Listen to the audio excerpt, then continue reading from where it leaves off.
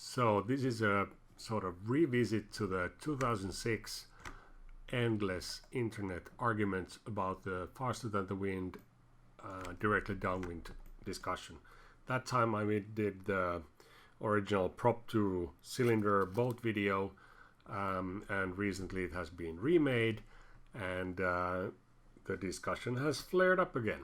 So I'll try to explain another way of this thing, and touch some criticism that is made on Twitter. So the very first scenario, I think we can all agree and look at this. We have a interface of fast movement and slow movement. So this speed difference is 5. Let's forget those turbines for a second.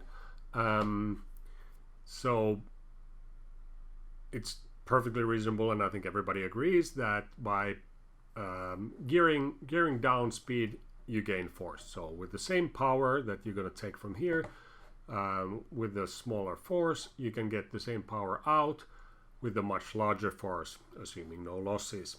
I assume no losses unless I separately discuss them on this video. So 5 times faster here, 5 times slower there, or 1/5 speed there, means 5 times the force.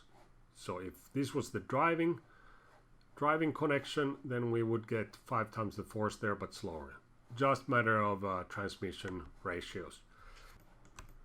Now here on the same scenario, I've brought the air in here, which is represented by these dots, but the situation is the same, that on this side it's 5 times the speed difference compared to this side. So the wind experienced by the turbine is very fast, so we can break it with a little force and lever it to a higher force with much smaller speed difference. Could be also thought so that you are harvesting a little bit of energy of big mass of air, and then you're putting that same amount of energy to a small mass of air, so you're making a bigger impact to that small amount of air. But it's the same exact idea here, the same levering thing. It doesn't matter that it's a turbine blades and a propeller. You could have a mechanical connection, or you could have a turbine here and an electric motor there. The power equals force times velocity. It's totally legit here, and this should be a totally established scenario. That there is no magic here.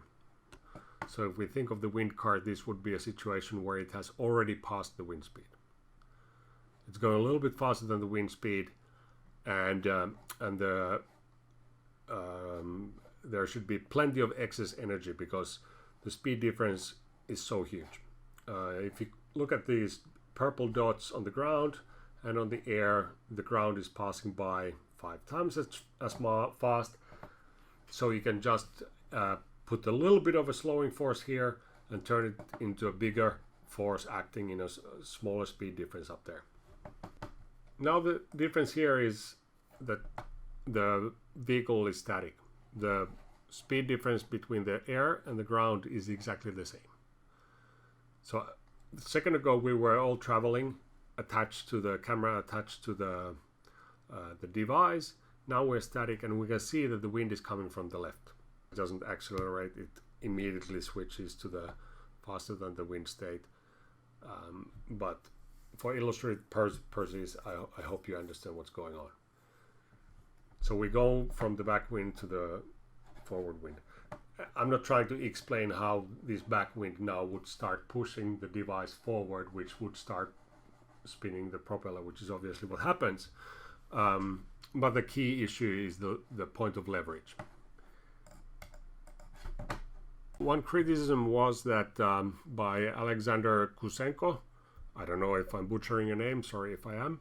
The moment the wind speed is going to be the same as the device's speed, the apparent wind is for the propeller is going to be 0, and we're going to get infinite force out of the propeller, and that's why he dismisses the setup as not possible. Let's first look at the same situation in the mechanical setup, because I think it's more illustrative. But what happens in that situation that Alexander pointed out, where there is infinite torque and divided by zero? If we think of this transmission, let's forget about the belt and think that there is a transmission, and this one would be moving at speed and this one not. So basically we would be gearing all this movement to infinitely slow movement there. That would mean that we get infinitely high torque or infinitely high force pushing that ground there, or that gearing, whatever you would call it. It is a feature, it's not a bug. So if you lever something, you can get from 100 watts, you can get infinite torque if you had the ultimate transmission to gear it down to as slow as possible. Obviously, there would be losses and other issues why you can't do that. But that's absolutely the same thing with the propeller. So let's think of that situation, which is an analog, or however you say, to the mechanical situation, where the other side is static and the other side is moving. So if we imagine that the ground is passing by, the wheel is spinning, but the air is still static to our device, that would mean that we are moving exactly the speed of the wind. And this is the scenario where Alexander pointed out that the force produced by the propeller would shoot to infinite. And let's think about what propellers do. They have a pitch and they have a rotation speed that we need to match for the particular situation to get maximum efficiency out of it. So if our airspeed is zero, essentially our blades would have to be flat for us to create the ultimate force. If it was the heaviest liquid ever possible, we would have the flattest possible, but not exactly infinitely flat, but not totally flat. Blades spinning in infinitely heavy liquid would get the near infinite force out of it. Now, what essentially happens, why I say that it's a feature and not the bug, is that when the propeller is operating in still air, its efficiency just drops to zero. The P equals FV is very valid for boats or airplanes or anything the like, where it's creating thrust. But if the airplane has brakes on, the system as a whole has an efficiency of zero in terms of generating power for movement. There is no propulsive power when the device doesn't move. That doesn't mean that the thrust would be infinite. It's just efficiency goes to zero. And in no way does that mean that the system or the logic of the P equals FV would be invalid here. It just means that in practice we cannot gear it. With the propellers, we cannot get perfect gearing at zero speed.